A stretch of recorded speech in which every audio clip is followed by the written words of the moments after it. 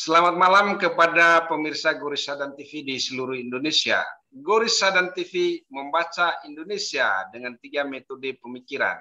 Metode pemikiran kritis, metode pemikiran analitis, dan metode pemikiran reflektif. Pemirsa Goris Sadan TV yang kami cintai, pada malam hari ini kita kedatangan tamu istimewa. Beliau adalah Dr. Joas Tapiheru ya.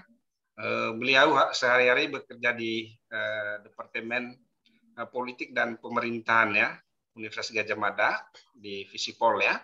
Dan pada malam hari ini dengan beliau kita akan berbincang tentang Sumpah Pemuda dan Masyarakat Posters ya.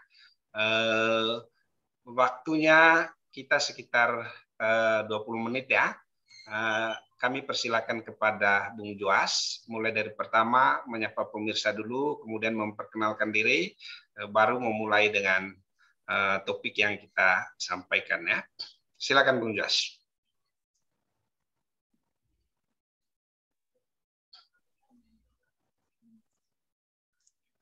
Ya, selamat berjumpa di Goris Sadan TV.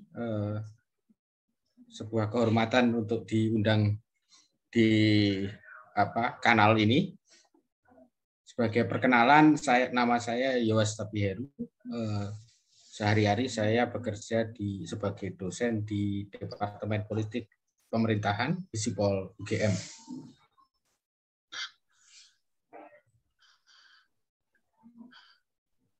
Mungkin dari saya itu dulu perkenalannya. Oke, Bung Joas ya. Ini ada pertanyaan dari pemirsa Goris Sadan TV ya. Apa sih hubungan antara Sumpah Pemuda dengan masyarakat Posters itu? Mempertanyakan hubungan Sumpah Pemuda dengan masyarakat Post-Truth ya. Ya. Pertama kita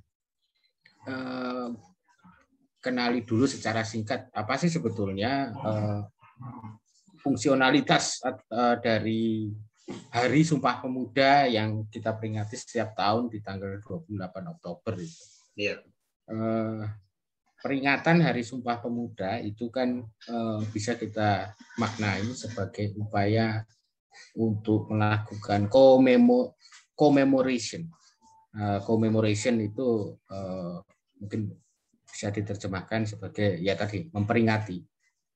Artinya mengingat kembali ya. Nah, dan kenapa kemudian ini relevan bagi kita untuk memahami hubungan antara peringatan Hari Sumpah Pemuda dengan fenomena post-truth. Ya. Post-truth atau pasca kebenaran. Pasca kebenaran ya. Karena begini, post-truth itu kan sebetulnya sebuah istilah yang digunakan untuk menandai sebuah periode zaman. Nah, kebetulan post-truth itu diasosiasikan dengan zaman di mana saat ini kita hidup. Dan karakterisasinya ketika ditanya apa sih periode post-truth itu atau apa yang menjadi tanda-tanda dari periode post-truth itu, salah satunya yang paling mengemuka adalah memudarnya sumber-sumber kebenaran yang sebelumnya itu dianggap solid. Sumber-sumber kebenaran yang sebelumnya dianggap sebagai normalitas. Dan muncul kemudian klaim-klaim yang mengatakan bahwa kebenaran itu tidak tunggal, kebenaran itu ada di mana-mana. Itu satu hal, itu di satu sisi. Tapi di sisi yang lain, memudarnya sumber-sumber kebenaran yang sebelumnya kita anggap solid itu tidak berbarengan dengan kebutuhan kita semua akan sumber kebenaran yang bisa kita anggap relatif stabil. Ya. Jadi di sini muncul tampak ya gap-nya ya. Ketika tadinya kebutuhan kita akan sumber kebenaran yang stabil itu dipenuhi oleh keberadaan sumber-sumber kebenaran yang solid ini. Tetapi pada zaman post-truth ini, kebutuhan kita tetap ada, tetapi kemudian sarana untuk memenuhi kebutuhan itu yang memudar. Bukan berarti kemudian kebenarannya itu nggak ada, tetapi kebenarannya itu semakin bervariasi. Dan potensi konflik antar sumber-sumber kebenaran ini juga semakin terasa. Seperti itu, Bung Koris. Dan kemudian kenapa kaitannya dengan peringatan Hari Sumpah Pemuda, ini berfokus pada peringatannya. Ini sebetulnya kenapa kebutuhan untuk memperingati Hari Sumpah Pemuda, sekali lagi tetap fokus pada memperingatinya ya, itu sebetulnya disandarkan pada kesadaran bahwa sumber kebenaran itu kestabilannya atau soliditasnya itu harus terus-menerus diperbaharui. Karena potensinya untuk memudar atau digantikan oleh sumber kebenaran yang lain itu selalu ada, sehingga menjadi perlu dan menjadi relevan untuk diperingati ya dalam hal ini setiap tahun ya. Meskipun kalau dirasakan ya kebutuhan untuk memperingati itu ya muncul hampir setiap saat selama kita masih merasa butuh tetap hidup dalam kerangka kebangsaan Indonesia. Itu, Mas. Oke, Bung Yos ya. Ini sekarang ini kan hari ini ya, Hari Sumpah Pemuda ya, 28 Oktober ini. Nah, pemirsa Gorissa dan TV itu mau tahu ya tentang bagaimana sih sikap masyarakat pasca kebenaran itu terhadap Pancasila ya, terhadap Sumpah Pemuda ya. Ini kita pada Sumpah Pemuda dulu atau pada Pancasila? Pada Sumpah Pemuda, Sumpah Pemuda. Pada Sumpah Pemuda dulu ya. Sumpah Pemuda dulu. Ya, berbicara soal kebangsaan ya,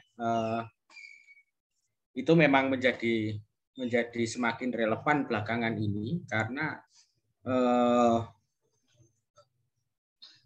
ada banyak faktor yang membuat kita semakin relevan membicarakan kebangsaan. Pertama, karena pada saat sekarang tadi sudah digambarkan seperti apa sebagai zaman post-truth atau pasca kebenaran itu, kebangsaan itu yang semula kita anggap sebagai sesuatu yang terberi, sebagai sesuatu yang kita terima begitu saja, itu ternyata pada dasarnya merupakan sebuah konstruksi sosial. Mungkin teman-teman yang dengan latar belakang ilmu sosial itu sangat familiar dengan apa yang disebut bangsa itu sebagai komunitas yang dibayangkan, imagine communities. Nah, tetapi kadang-kadang ini yang seringkali menjadi ini ya titik kritikal karena orang cenderung kemudian salah memahami seakan-akan bahwa karena bangsa ini sebuah masyarakat yang dibayangkan itu seakan-akan ada bentuk komunitas lain yang itu lebih genuine, lebih otentik dan dia bukan sekedar dibayangkan tetapi sesuatu yang sesuatu yang nyata seperti itu. Nah, padahal dalam tulisan itu Ben Anderson itu sebetulnya dia ngomong gini, komunitas apapun yang jumlahnya lebih dari 2 orang itu bisa dikatakan itu adalah sebuah komunitas yang dibayangkan atau sama-sama statusnya imagine communities lah. Entah itu mau suku atau klan atau kelompok etnis. Karena gini, ukurannya sederhana buat Ben Anderson. Dalam komunitas seperti itu, mustahil setiap orang, setiap individu anggotanya sepanjang masa hidupnya itu bisa bertemu dengan komunitas yang lain, dengan anggota komunitas yang lain untuk bisa membayangkan mereka sebagai bagian atau anggota dari komunitas yang sama. Saya pribadi punya ini ya, punya beberapa catatan terhadap definisi itu. Tetapi yang jelas saya sampaikan di sini, yang disampaikan poin dari Ben Anderson yang menulis buku itu, sebetulnya dia mau mengatakan bahwa setiap identitas komunal, termasuk bangsa, dan tetapi juga yang lain, entah itu suku, etnis atau apapun, itu selalu melibatkan dimensi ini, ada pembayangan tentang identitas bersama. Nah, dalam hal ini kemudian ketika kita bicara soal dalam konteks zaman post-truth ini, nah ini yang bertarung ini, Bung Koris. Pembayangan komunitas yang mana yang kemudian itu layak dikedepankan. Ya. Kalau dulu zaman sebelumnya kan, ya apalagi dengan dalam narasi patriotisme seperti itu, kebangsaan, dalam hal ini kemudian ini juga bangsa dan negara itu dibayangkan sebagai suatu entitas yang sudah bersama-sama dalam satu tarikan nafas itu kan menjadi prioritas di atas identitas kolektif yang lain. Seperti itu, entah itu suku atau klan atau identitas lain yang dianggap partikular dari bangsa dan negara itu. Nah, ini yang kemudian kestabilan dari struktur seperti ini yang kemudian mulai goyah di era post-truth ini. Kita berhadapan dengan zaman ini ya, perang dingin ini ya. Wacana neoliberal itu menjadi semakin hegemonik, di mana dalam sejumlah narasi itu dikatakan bahwa batas-batas nasional ini tidak lagi relevan untuk dunia pasca perang dingin seperti itu. Itu Bang Koris. Oke ya Bung Joas ya, di tengah memudarnya identitas bersama ya, katakanlah Sumpah Pemuda itu kan sebenarnya adalah komitmen untuk mewujudkan identitas bersama ya.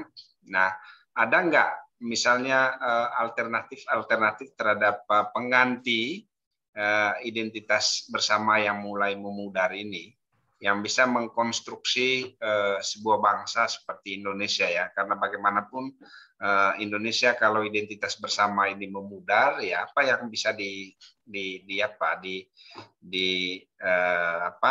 semacam menjadi rujukan bersama begitu. Buat saya tidak mencari pengganti ya, karena begini Bung Koris. Buat saya lebih dalam hal ini lebih setuju dengan Ben Anderson ya. Semua komunitas itu pada dasarnya ya bekerja berdasarkan logika ini, pembayangan sebagai imagine communities ini. Artinya di antara satu dengan yang lain itu tidak ada yang lebih genuine gitu loh. Ya sama-sama pembayangan dan sama-sama konstruksi sosial. Nah, tetapi kemudian kalau saya mau bertahan dengan pembayangan tentang Indonesia ini dan mengidentifikasikan diri dengan pembayangan itu, mungkin yang perlu kita lakukan ya kita harus terus-menerus membangun relevansi pembayangan itu dengan situasi empirik yang dan juga kebutuhan empirik yang kita hadapi saat ini. Karena begini, apalagi dalam situasi pandemi seperti ini ya, sebelumnya ketika globalisasi dalam narasi neoliberal itu menganggap bahwa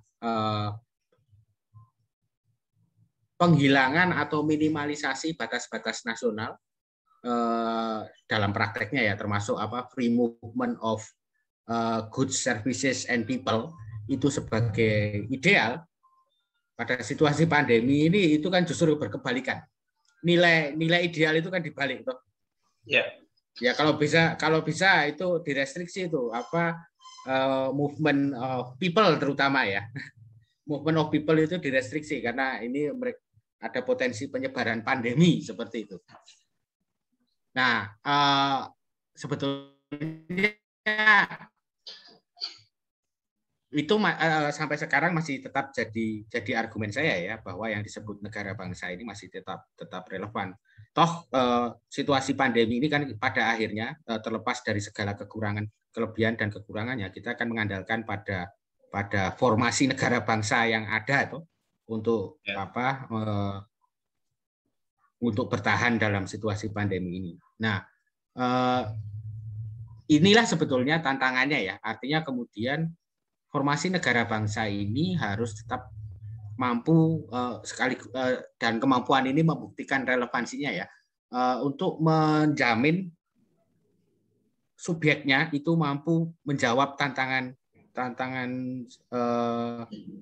yang dihadapi dalam situasi sekarang seperti pandemi dan dampak sosial ekonominya. Jadi selama mereka bisa menjawab tantangan itu, maka relevansinya akan tetap terjaga, dan kemudian yang di pembayangan tentang Indonesia sebagai sebuah komunitas nasional dan negara Republik Indonesia sebagai ekspresi politiknya itu bisa tetap terjaga. Itu salah satu cara untuk kemudian menjaga relevansi dari kebangsaan Indonesia itu, Mas Goris. Dan kemudian Sumpah Pemuda ini menjadi lebih bermakna daripada sekedar peringatan yang sifatnya seremonial seperti itu. Oke, Bro. Ini pertanyaan yang terakhir ya, yang barangkali sangat penting ya. Di tengah memudarnya identitas bersama itu, kira-kira apa yang harus kita lakukan sebagai generasi muda ya? Kemudian siapa sih yang paling bertanggung jawab supaya identitas bersama ini menjadi menguat kembali ya? Apakah negara perlu ya istilahnya apa rekomendasi yang bisa kita berikan kepada pemirsa Gurus Sadam TV terkait dengan bagaimana upaya memperkuat kembali identitas bersama ini? Ya, ini ada kaitannya dengan Pancasila ya, Bung Goris. Iya, ini ya. Tadi tulisannya Bro itu bagus sekali di situ ya. Ya, ini juga tadi sekaligus menyambung tadi ya, bahwa sebetulnya negara dan bangsa itu bukanlah dua hal yang selalu ada bersama dalam tarikan nafas. Itu kalau ya sekali lagi ngomong Ben Anderson ya. Ben Anderson itu bilang negara dan bangsa itu seperti sepasang suami istri yang terikat dalam sebuah pernikahan yang tidak selalu bahagia gitu loh. Tidak selalu harmonis. Benar. Menarik itu ininya, contohnya itu. Tapi gini, ya seperti dalam setiap rumah tangga ya, hubungan suami dan istri itu kan ada naik dan turunnya ya. Nggak mungkin lah kita ada rumah tangga yang isinya cuma harmonis saja kayak gitu kan nggak ada.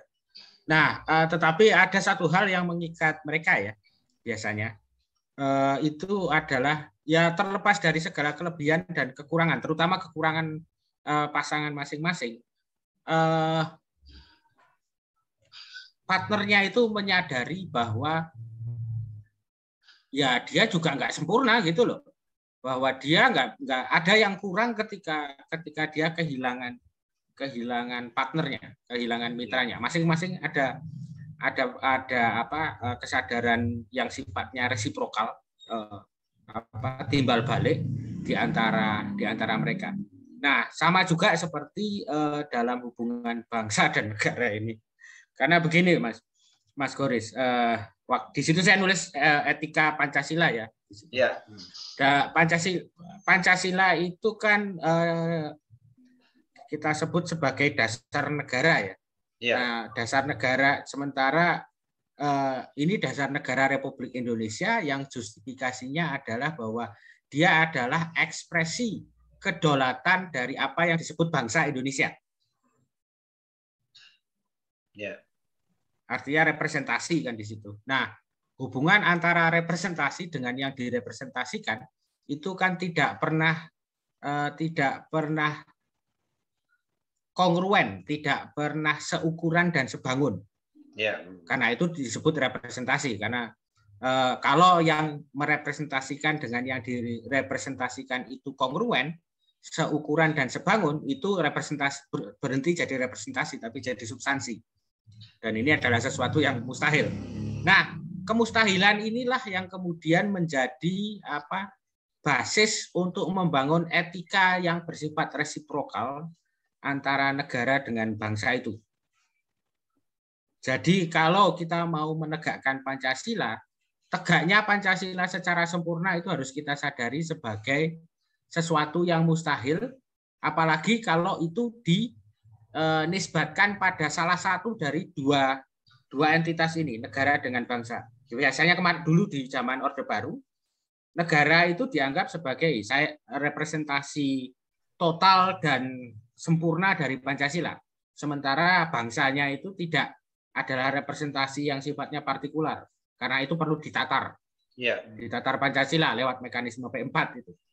Nah, ini kan hubungan yang sifatnya subordinatif ini yang kemudian terbukti lemah, dan ketika kekuatan negara itu atau rezim yang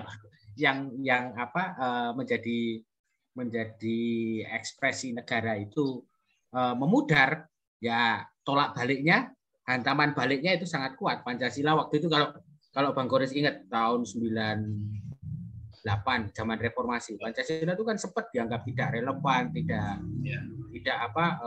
ketinggalan zaman kayak gitu. Nah, padahal tetapi yang saya tawarkan adalah kalau kita kembali ke Pancasila, kita dudukkan Pancasila itu sebagai fondasi etis. Bahwa negara itu tidak mungkin mewujudkan dan menjadi perwujudan sempurna dari Pancasila kalau tidak mengakui kekurangannya, dan kemudian bahwa untuk kalau dia mau mewujudkan Pancasila, ya dia harus membangun relasi yang Pancasilais dengan warganya, dengan bangsanya. Begitu juga bangsanya itu loh, Mas. Yep. Karena ini sifatnya timbal balik ya. Dengan segala kelebihan dan kekurangan dari sebuah negara, bangsanya itu juga menyadari bahwa ideal Pancasila itu hanya akan terwujud jika ada negara. Jadi ini yang kemudian menjadi cara kita mempraktekkan Pancasila. Itu yang menjadi ide dasar dalam tulisan saya, Bung Goris. Oke, Bro, ya. Karena waktu kita sudah habis ya, kami dari Goris Sadan TV mengucapkan terima kasih banyak kepada Bung Joas ya atas kesediaan waktunya untuk berdiskusi di Goris Sadan TV ya. Semoga apa yang disampaikan oleh Bung Joas itu bisa berkontribusi kepada masyarakat luas ya, termasuk kepada Indonesia juga, untuk menjadikan Indonesia ini menjadi bangsa dan negara yang lebih baik ya. Terima kasih banyak Bung Joas. Selamat malam dari Goris Sadan TV. Sehat selalu ya. Dan kami berharap bahwa Bung Joas selalu punya waktu untuk berdiskusi di Goris Sadan TV ya. Barang 10 sampai dengan 20 menit begitu. Kita selalu menerima ya Bung Joas dengan pikiran-pikiran yang lebih baru ya, untuk mengedukasi masyarakat, kemudian juga mencerdaskan Indonesia. Selamat malam Bung Joas.